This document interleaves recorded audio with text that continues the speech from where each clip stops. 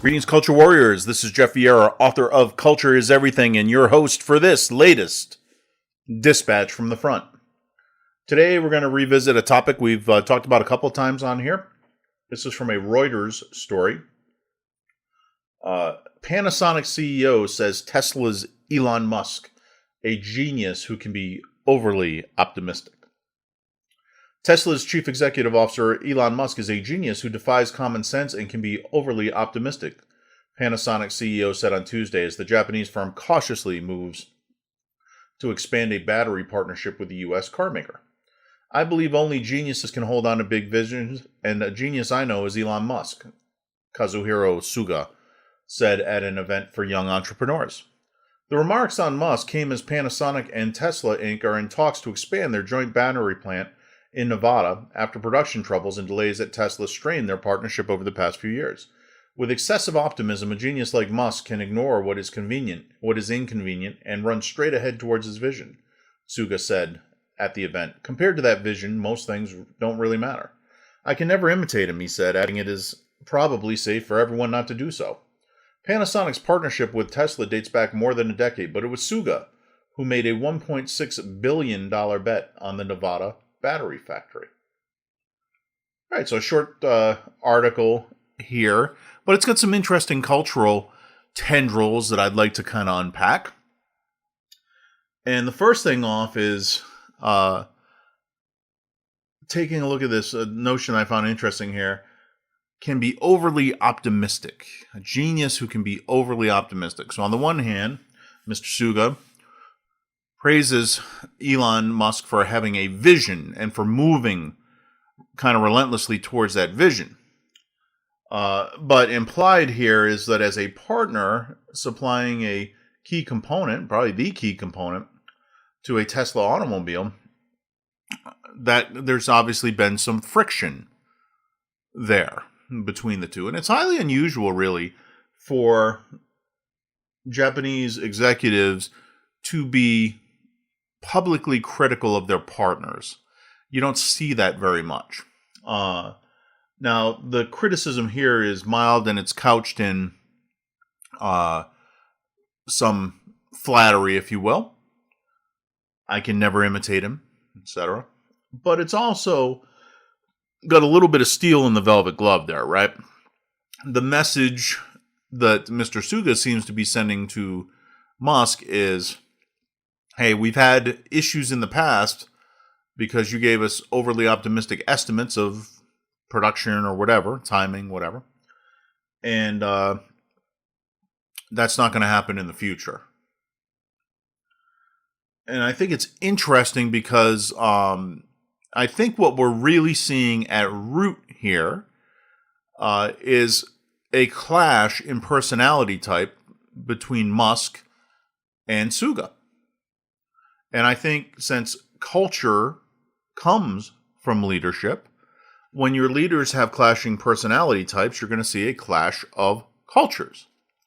I almost guarantee that Panasonic is a company of the Japanese model where the common phrase that we hear all the time in business, undercommit and overdeliver, is the expected norm.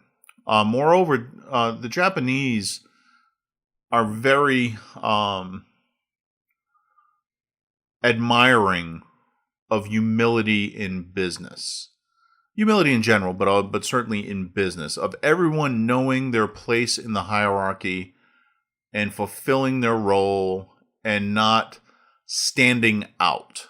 They value harmony, which is why it's so unusual for that kind of public criticism, because obviously that doesn't promote harmony. And usually it's a function of things have been so bad in the past, and I would be willing to bet that Mr. Suga feels like he and Panasonic have at times lost face, another concept that's very important to Asian culture.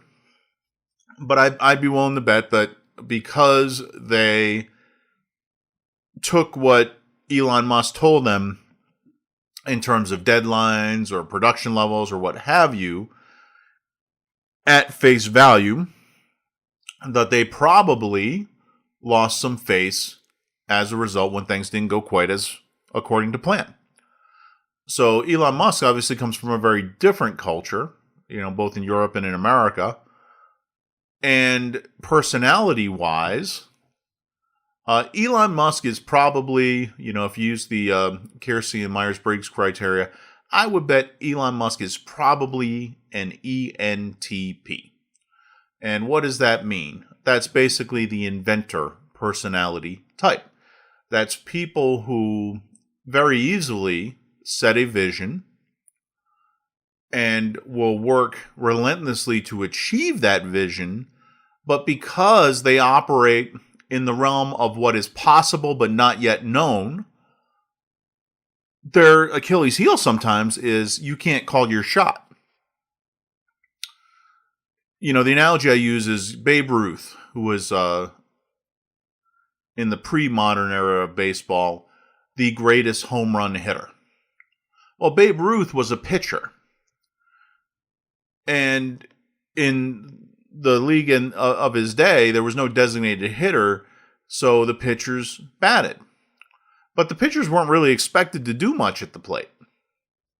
They weren't expected to get on base reliably, to knock runs in, etc. So that enabled Ruth to swing for the fences. And many people know that Babe Ruth was a great home run hitter during his day. They call him the Sultan of SWAT. They said the Yankee Stadium was the house that Ruth built, based on the success the team had because of those home runs that he kept smacking.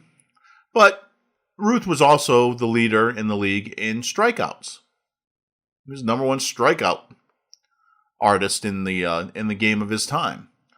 And the reason was simple. Ruth was always swinging for the fences. He wasn't trying to make contact with the ball and get it in between the foul lines and just, get to first.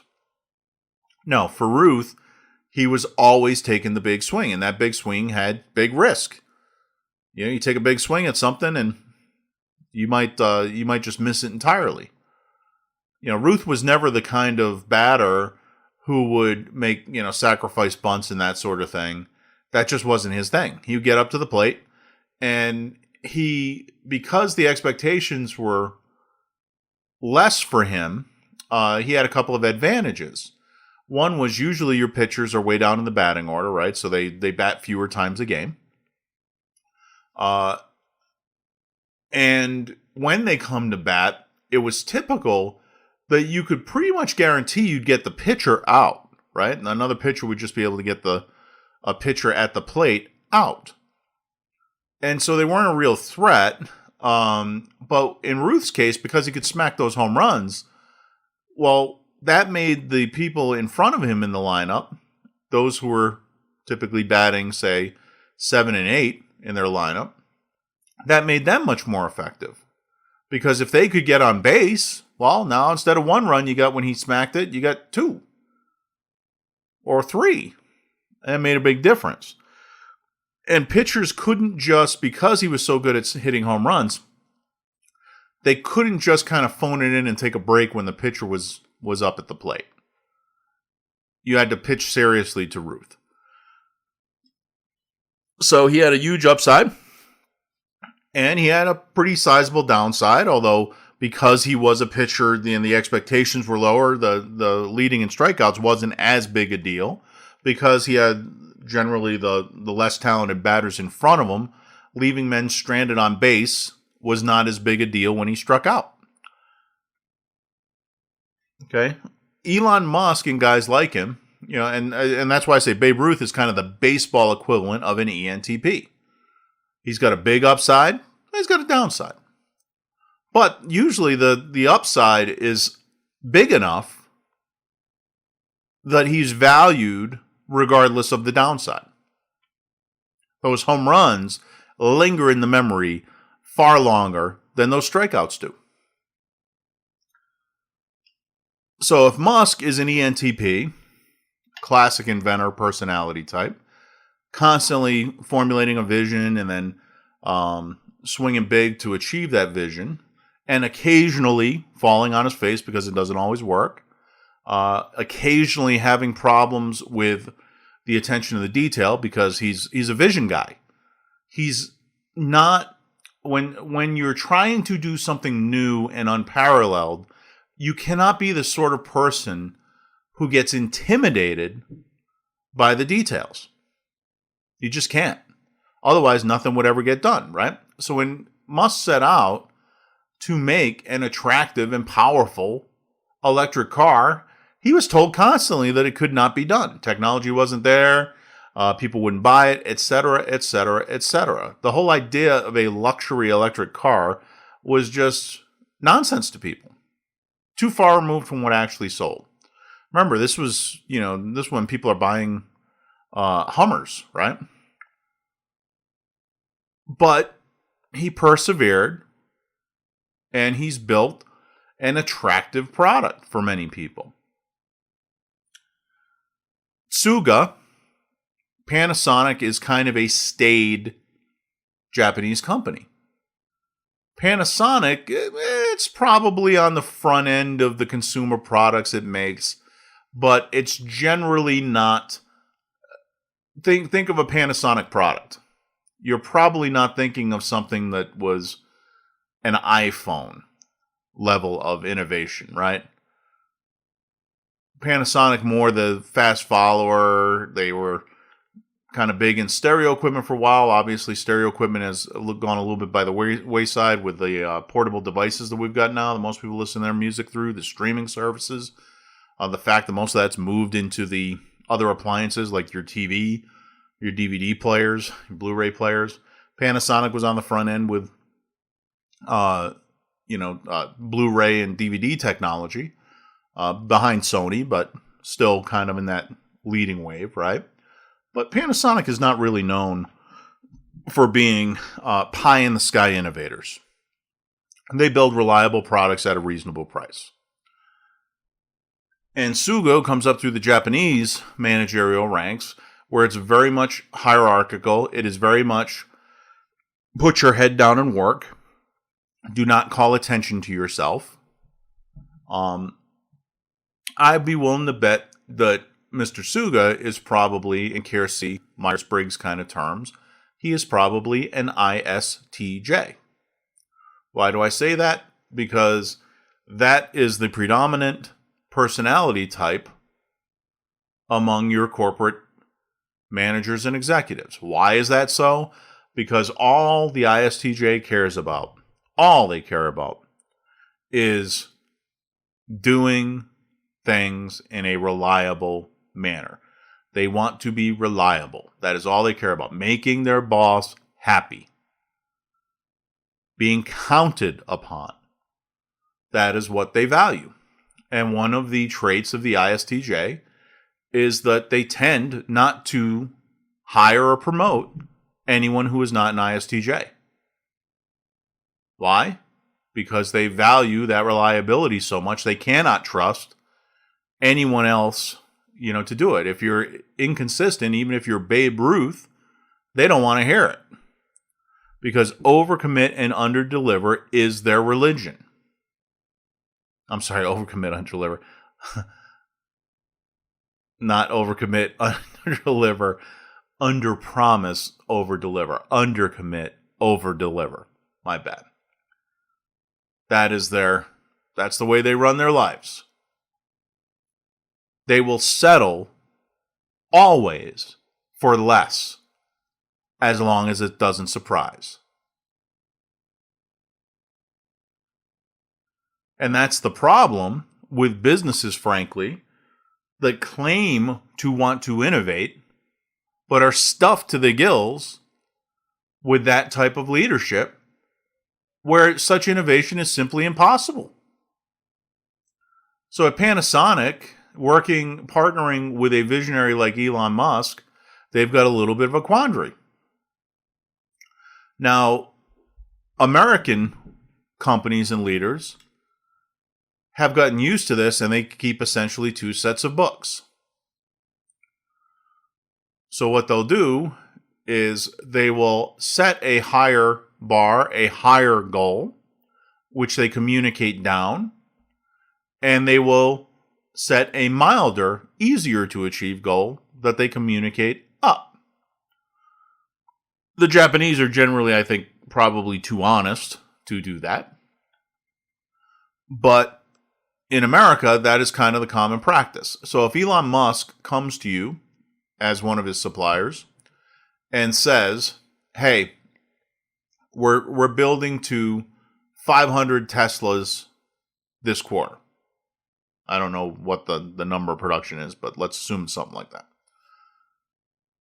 Then they will not run out and make orders on raw material and everything else for 500, much less 600 to give them a little bit of room.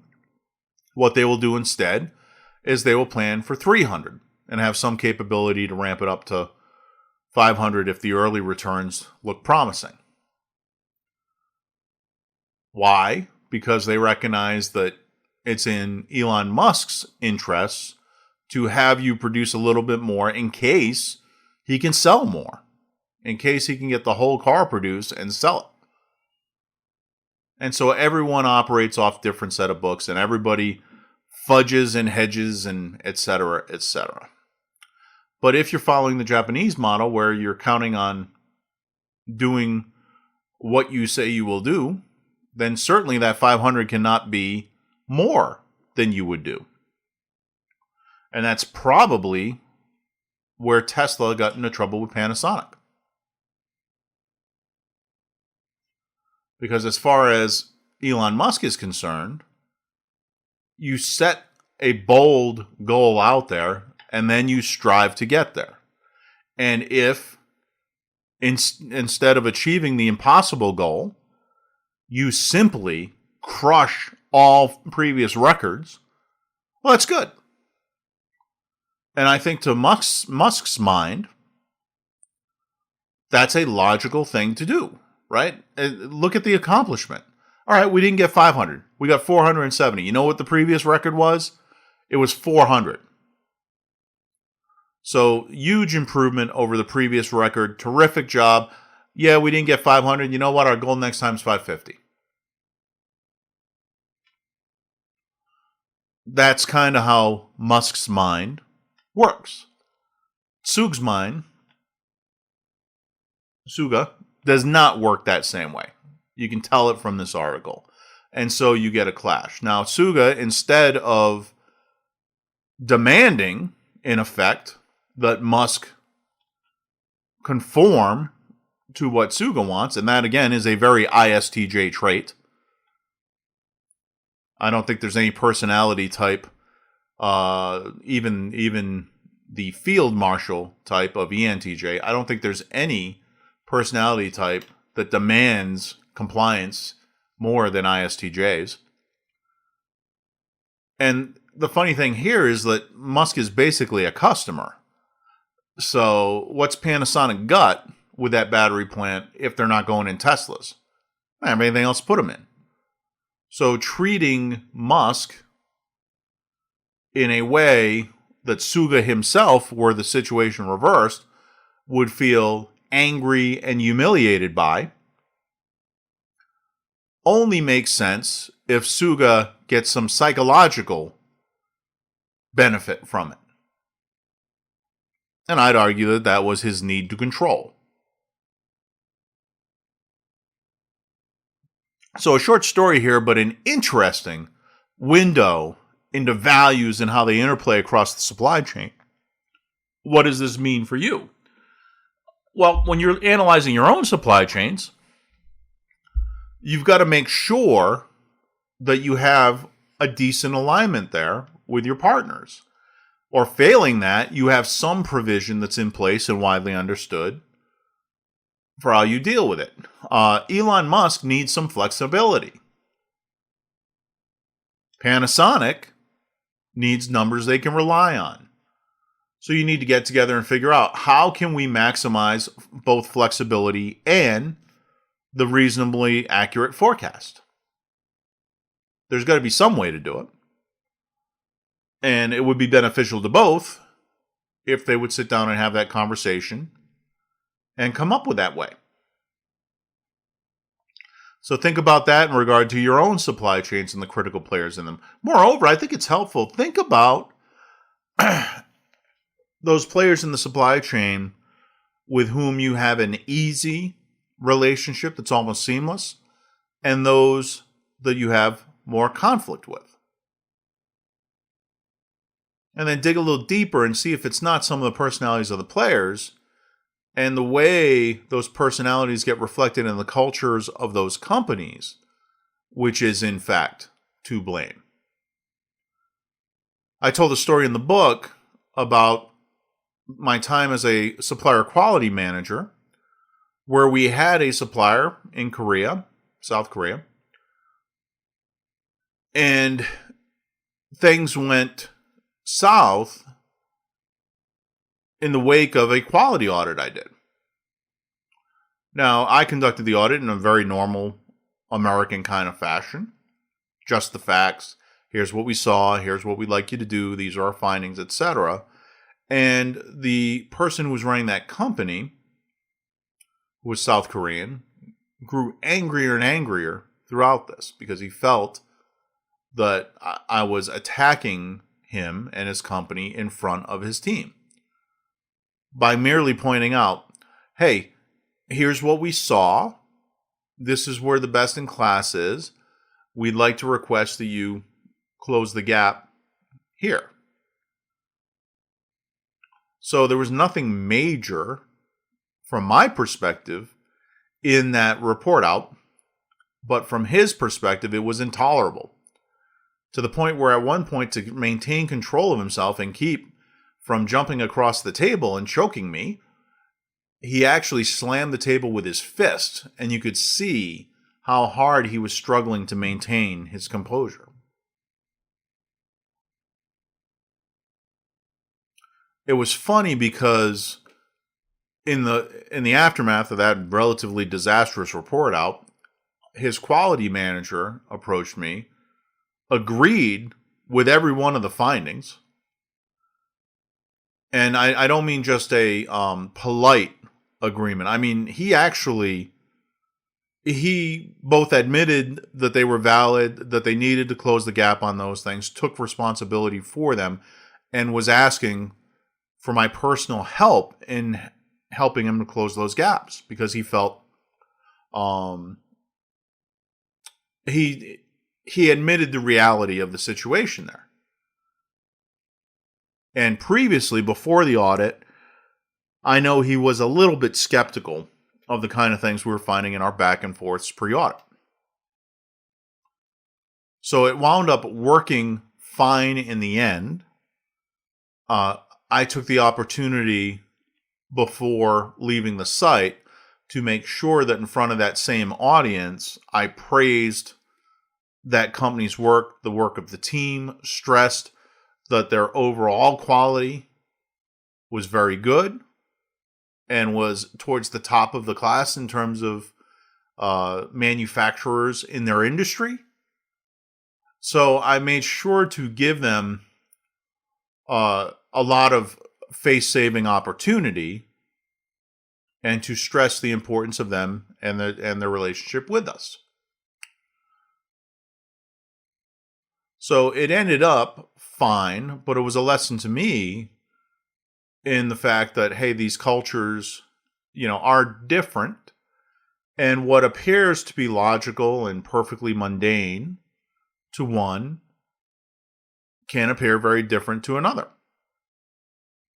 And you have to be careful to consider the cultural implications of those kind of interactions. It's just the way things work. You have to keep your eye on what it is that you're trying to get out of that interaction. In this case, all we wanted them to do was work on some of the gaps, period. And came very close because I hadn't tailored my report out sufficiently.